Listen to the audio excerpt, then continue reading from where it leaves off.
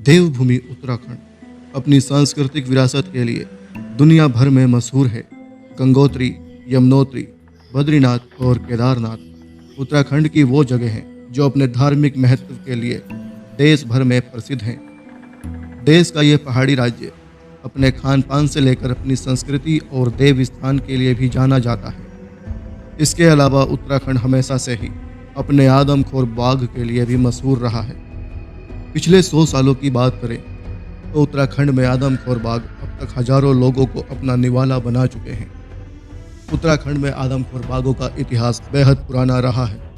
आज से करीब 100 साल पहले भी उत्तराखंड अपने एक आदमखोर बाघ की वजह से दुनिया भर में काफ़ी मशहूर हुआ था। आज हम बात उत्तराखंड के इसी आदमखोर बाघ की करने जा रहे हैं, जिसकी चर्चाएं उस दौर में केवल भारत में ही नहीं बल्कि दुनिया के कई अन्य देशों में भी हुआ करती थी। ये बाघ इतना मशहूर था कि इसकी खबरें Britain, America, Canada, Australia, New Zealand, दक्षिण अफ्रीका, कीनिया और हांगकांग के न्यूज़पेपरों में भी छपा करती थी। सुप्रसिद्ध शिकारी जिम कॉर्बेट ने भी अपनी किताब में इस बाघ का जिक्र किया है। ये वही आदमखोर बाघ था जिसे मारकर जिम कॉर्बेट नेशनल हीरो बन गए थे। बात सन 1918 की है। यह प्रथम विश्व युद्ध का दौर था। इस दौरान जब पूरी दुनिया युद्ध की मार झेल रही थी, तब उत्तराखंड के वासी एक आदमखोर बाघ की दहशत में जी रहे थे।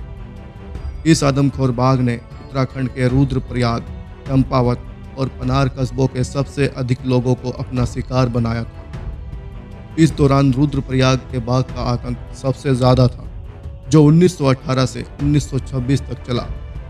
इन 8 सालों में इस आदमखोर बाघ ने 125 लोगों को अपना निवाला बना लिया था। जिम कॉर्बेट ने अपनी किताब में बाघों के आदमखोर बनने की पीछे की वजह प्रथम विश्व युद्ध के दौरान फैले इन्फ्लुएंजा बुखार को बताया है। इसे युद्ध ज्वर या लाम बुखार के नाम से भी जाना जाता था। उस दौरान इस बुखार ने उत्तराखंड के गढ़वाल में हजारों लोगों की जान ले ली थी। ऐसे में मरने वाले लोगों के शवों को बिना जलाए ही जंगल में छोड़ दिया जाता था। इन्हीं शवों को खाकर ये बाघ आदमखोर बन गए थे। यह आदमखोर बाघ 500 किलोमीटर के दायरे में घूमता था। ये एक जगह शिकार करने के बाद दूसरा शिकार उस इलाके में ना करके कहीं दूर जाकर दूसरी जगह किया करता था। इसीलिए उत्तराखंड में इसे फौवा बाघ भी कहा जाता था।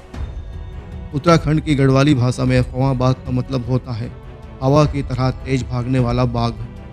बताया जाता है कि यह आदमखोर बाघ इतना शातिर था कि जब इसे मारने के लिए साइनाइड का इस्तेमाल किया गया तो यह उससे भी बच निकला, और यह इतना ताकतवर था कि अपने शिकार को बिना जमीन पर रखे 500 मीटर तक ले जा सकता था। इसे पकड़ने के लिए जब 150 किलो का पिंजरा लगाया गया तो उसमें पंजा फंसने के बाद भी यह बाघ उस 150 किलो के पिंजरे को 500 मीटर तक घसीटते हुए ले गया और बच निकला। ब्रिटिश सरकार इस आदमखोर बाघ से इतना परेशान हो गई कि इसे मारने के लिए अखबारों में विज्ञापन निकालना पड़ा। बावजूद इसके केवल 3 शिकारियों ने इसे मारने के लिए दिलचस्पी दिखाई।